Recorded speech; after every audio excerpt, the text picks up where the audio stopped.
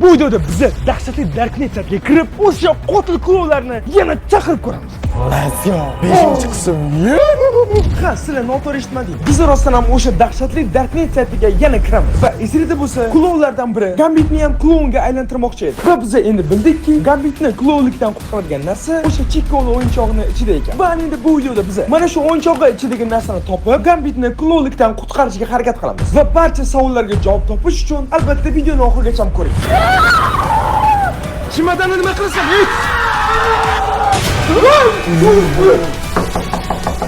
Kim bu?